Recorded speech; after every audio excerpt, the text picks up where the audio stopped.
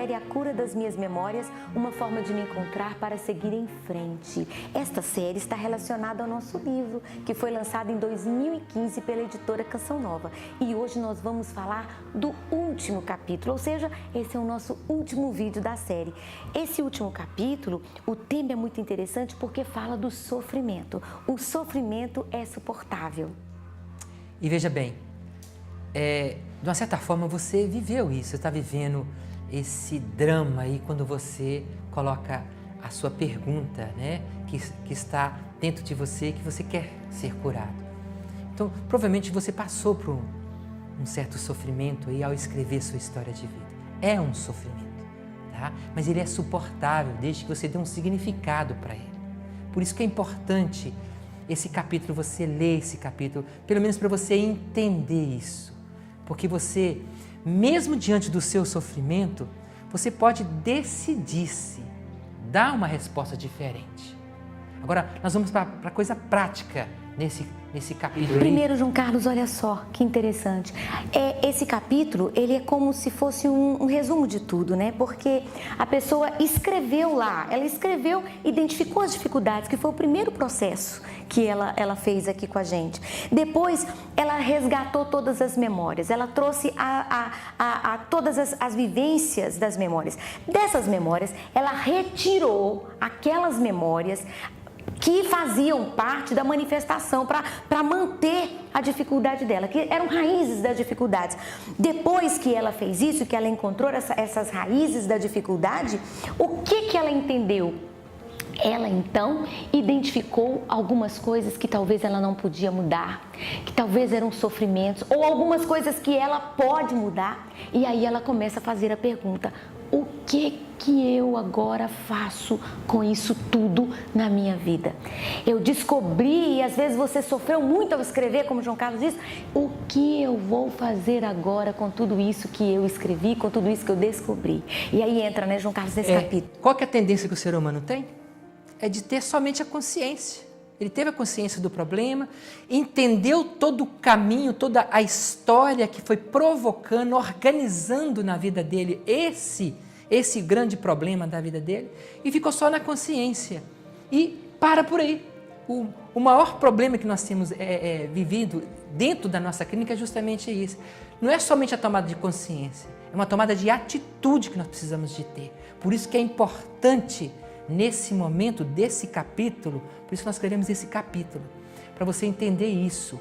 Você não pode ficar parado só tomando consciência do seu problema e consciência de tudo aquilo que foi construindo o seu problema. Agora, o que você vai fazer com isso?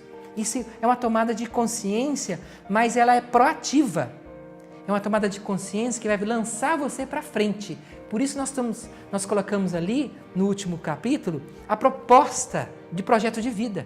Então nós temos algumas perguntas básicas para você responder. Tá? Diante daquilo que o Luiz já colocou, isso é importante você também responder essas perguntas. E essas perguntas que nós vamos fazer para você aqui agora. Está lá no nosso livro. Primeiro, tá? Revise os problemas iniciais. É importante você revisar. Você fazer memória também. Eu estou fazendo o quê com esse livro? É revisar. Qual que é o meu problema? Então revise. Quais são as raízes geradoras desses problemas? Em cada etapa você foi verificando algum ponto que foi gerando, que foi construindo o seu problema. Você vai colocar ali. Quais as metas que você propõe para alcançar o que você precisa fazer? Isso é importante. Não adianta somente você estar escrevendo, você tem que ter metas ali. O que eu tenho que melhorar a partir daquilo que eu descobri ali atrás? Quais são as atitudes concretas de cada área da sua vida que você foi vendo? Né? Vou te dar um exemplo. Se você percebeu que na adolescência, né, você se sentiu rejeitado diante de uma situação, então o adolescente, ele precisa naquele momento de perdoar a pessoa que rejeitou, que você se sentiu rejeitada. Isso é um exemplo que eu estou dando para você. Tá? Quais são as características positivas que você pode encontrar para atingir as suas metas? É importante que você criou uma meta, mas você tem que ser motivado a alcançar essa meta. Então, você tem que perceber, quando você escrever, o que positivamente você pode ganhar com isso. Isso vai te motivar a você fixar na sua meta, focar na sua meta. como você pretende alimentar essas tendências aí? Como que você pretende alimentar? O que é isso? Para você chegar na sua meta, você tem que ter motivação. Então, o que você pode fazer? Como alimento, né? Para você não se perder, tá? Outra coisa, o que você precisa fazer ou buscar para fortalecer tudo isso daí? O que é isso, né? Se você descobriu que você está magoado, não adianta você só ficar com essa mágoa, entender que você foi magoado e qual foi a etapa que você magoou. Você precisa tomar uma atitude, por exemplo, perdoar. Então, se você lá na adolescência ou na vida adulta, você percebeu que alguém te magoou e essa mágoa, ela reforçou, potencializou o seu problema, então, qual é a atitude que você tem que tomar? É oração de perdão. E quem é a pessoa? Você vai dar nome para a pessoa e vai perdoar na etapa que você foi magoado. Escrever o seu compromisso, que eu acho que isso é muito importante para nós e para você que tem Deus como centro da sua vida. Porque esse livro não foi escrito somente para o cristão. Esse livro foi escrito para as pessoas humanas, para o ser humano. Então tem ser humano que não acredita em Deus, mas tem aquele que acredita em Deus. Mas porque eu não acredito em Deus, eu não vou escrever esse livro. Eu posso escrever, porque esse livro pode ser escrito sem precisar de você colocar Deus ali. Mas se você acredita, é bom você colocar um compromisso, escrever um compromisso, porque a partir do momento que você escreve esse compromisso, você se compromete também com o compromisso que você fez com Deus. E por último, você vai reprisar diariamente. É importante que é diariamente. Por que é importante diariamente? Porque você se alimenta diariamente. O que você comeu ontem não serve para hoje. Hoje você tem que se alimentar de novo, para você se reforçar. Então, diariamente, você precisa rever suas metas, para você não se perder. Né? Nem que você escreva no lugar que é mais importante para você, alguma frase que te remeta ao seu problema, às suas metas. Você está vendo como que a coisa é prática? Esse formulário, ele está na página 87 do nosso livro. Então, você vai fazer ali na página 87 em diante, ali todo esse formulário para o projeto que você tem para vencer as suas dificuldades.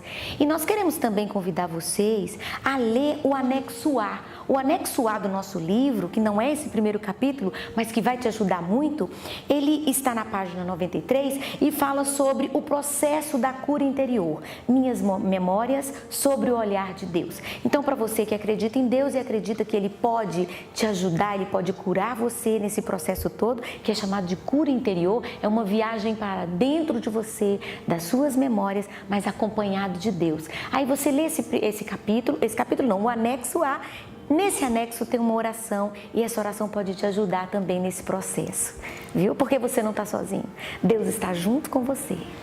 E agora nós terminamos o nosso livro e nós já estamos rezando por você, nós estamos pedindo uma bênção especial sobre você, sobre a sua história de vida, sobre o seu diário espiritual que você está escrevendo.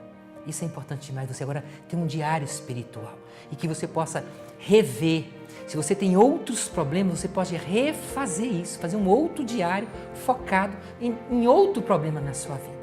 Então nós estamos pedindo a Deus a graça necessária para que você possa realmente, verdadeiramente ser curado.